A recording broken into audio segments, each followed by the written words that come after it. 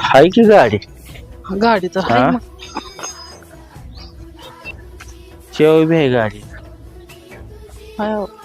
हाय का नाही कोण घरा हाक मारा की. तात्या अय तात्या आला का भया तात्या रे होय काय नाही रे काम होत जरा हा काय नाही रे पुण्याहून पोरगी आली केमत रेल्वेनं मग तिला आणायला जायचं होतं इष्टी बी नाही अजून गाडी पाहिजे होती गाडी हो हो हो